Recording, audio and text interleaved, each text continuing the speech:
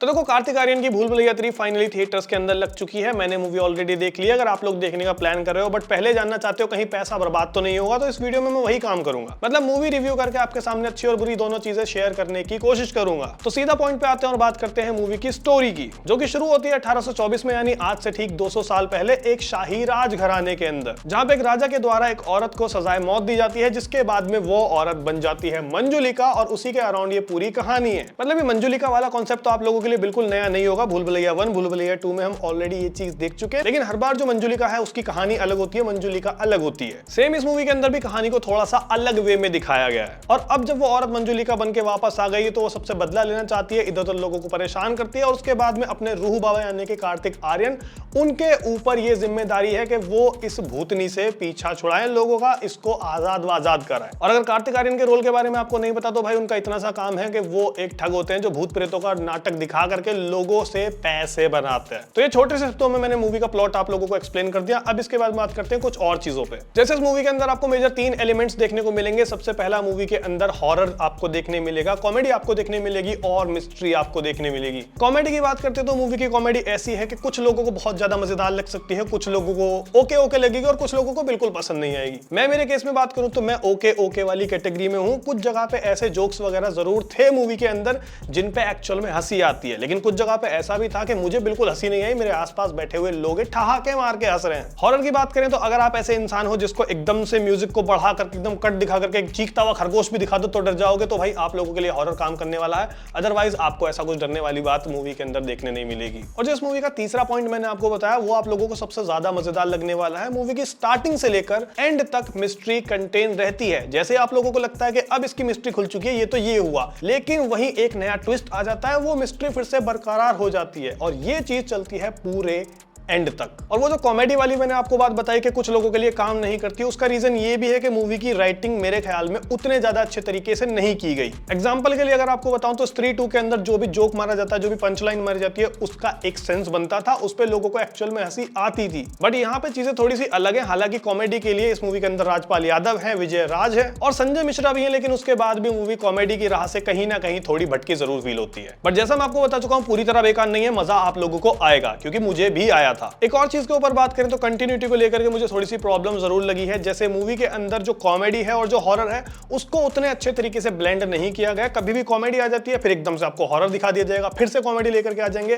तो ऐसा नहीं है कि एक फ्लो में चले कि भाई कॉमेडी के साथ में एकदम हॉरर को बहुत अच्छे तरीके से बैलेंस करके रखा हो। और जो मूवी के अंदर गाने डाले गए हैं वो मेरे ख्याल से कुछ 4, 5, 6 गाने डाले गए हैं और उनको लेकर के मेरी थोड़ी सी शिकायत है। पहली बात तो वो मुझे गाने उतने ज्यादा तगड़े नहीं लगे, कोई बात नहीं, ऐसा होता है, लेकिन उनकी जो पोजीशन रखी गई है, जिस तरह से मूवी के अंदर गानों को प्लेस किया गया है, स्टार्टिंग वाले गानों की स्पेशली मैं बात कर रहा हूं, वो यार एकदम से आ जाते हैं। आप कुछ स्टोरी में अच्छा देखने वाले हो तो तभी बीच में गाना आ जाए, मजा नहीं आता। लेकिन कुछ गाने ऐसे भी जिन्हें देख के आपको मजा ही आ जाएगा, जैसे मेरे ढोलना पे विद्या बालन और माधुरी दीक्षित की परफॉर्मेंस। इवन लास्ट में आपको कार्तिक आर्यन का खुद का एक डांस भी देखने को मिलेगा, बिल्कुल मूवी खत्म होने के बाद में। वो भी आप लोगों को पसंद आएगा अगर अक्षय कुमार वाला पसंद आया था तो। बाकी एक्टर्स ने एक्टिंग कैसी की है तो इस बारे में बात करते हुए मैं कहना चाहूंगा ठीक ठाक है। सबसे पहले मेन कास्ट की बात करते हैं कार्तिक आर्यन की। उन्होंने काम अच्छा किया गया, जितना उनको काम दिया गया उन्होंने खत्म कर आके छुट्टी। मतलब उनकी कॉमेडी में बहुत ज्यादा आपको एकदम से मजा नहीं आ जाएगा। और वैसे ये चीज कार्तिक आर्यन से एक्सपेक्ट करना गलत भी होगा, क्योंकि मूवी के अंदर 3 ऐसे एक्टर हैं जो दिग्गज कॉमेडी के लिए जाने जाते हैं, राजपाल यादव, संजय मिश्रा और विजय राज। जब उनकी ही कॉमेडी काम नहीं करी तो कार्तिक आर्यन से क्यों ही उम्मीद रखना। बाकी इसके अलावा आती हैं विद्या बालन। भाई जब स्क्रीन पे आती हैं आपको मजा ही आ जाएगा कि हाँ भाई अब कुछ अच्छा देखने को मिलेगा। हर एक पल मैंने वो एंजॉय किया जब विद्या बालन की सामने आपको परफॉर्मेंस देखने मिली है, कमाल की एक्टिंग। इसके अलावा बात करते हैं मूवी की हीरोइन की, तृप्ति डिमरी की बात कर रहा हूं मैं। तो तृप्ति डिमरी क्या वो मूवी के अंदर थी? आप लोगों को ऐसा लग सकता है, मतलब स्क्रीन पे दिखाई देंगी लेकिन आप लोग याद रखो उन्होंने ऐसा कुछ नहीं किया मूवी के अंदर। बाकी मूवी के फर्स्ट हाफ की बात करें तो आपको ओके ओके फील होगा। ये सारी चीजें जितनी भी मैंने बताई थी इनमें से मेजॉरिटी चीजें फर्स्ट हाफ के हिसाब से ही मैंने एक्सप्लेन की हैं, लेकिन जैसे ही इंटरवल के बाद यानी कि सेकंड हाफ शुरू होता है, आपको कहानी के अंदर ट्विस्ट देखने को मिलते हैं, आपकी एंगेजमेंट थोड़ी और बढ़ जाती है, आप बड़े ध्यान से मूवी को देखने लगते हो। सेकंड पार्ट काफी ज्यादा इंप्रेसिव है। मतलब सेकंड हाफ शुरू होने के थोड़ी देर के बाद में आपको लगेगा कि अच्छा ये सारी चीजें जो चल रही थी इनका ये लेना देना है, लेकिन पिक्चर अभी बाकी। आप लोग सोचोगे अगर राज यहीं पे खुल गए तो अब आगे क्या होने वाला है, बट जैसे ही आप उस सीन को पार करते हो आपको पता चलता है कि अबे ये तो कुछ नहीं था। सारा सस्पेंस खुल करके भी अभी भी बंद ही है, आपको एक और नया ट्विस्ट देखने मिलता है। इस चीज की मैं तारीफ करूंगा कि बहुत बढ़िया तरीके से मैनेज किया गया है, एंड तक आपको मूवी एंगेज रखती है। पर बाकी एक और चीज मैंने नोटिस की कि मूवी के स्टार्टिंग में थोड़ी बहुत चीजें होती हैं, फिर उसके बाद में जब क्लाइमैक्स की तरफ बढ़ते हैं तब थोड़ी बहुत चीजें होती हैं।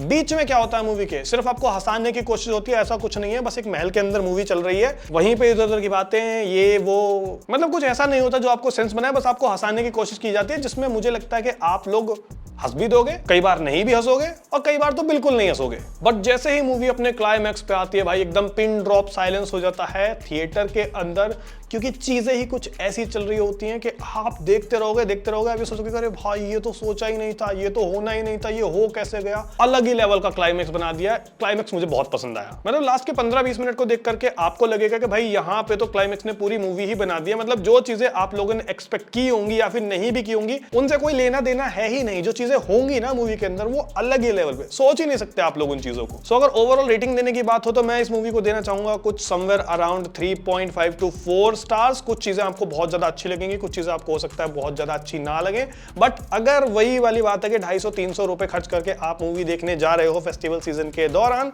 तो आपको किसी तरह का डिसअपॉइंटमेंट नहीं होगा। आपके 250-300 रुपए जो भी आपने लगाए हैं वो पूरी तरह से वसूल होते हुए फील होंगे। और बाकी अगर आप ऐसे इंसान हो गए इसके लिए अलग से क्या टाइम निकालना, जब ओटीटी पे आएगी देख लेंगे, तो भाई आपकी मर्जी है, वो केस भी मेरे ख्याल से ठीक ही है। सो आई होप आपको वीडियो पसंद आएगा। अगर आया है तो लाइक शेयर सब्सक्राइब करना है ऐसे और वीडियोस के लिए। मिलते हैं अगले वीडियो में, तब तक के लिए गुड बाय।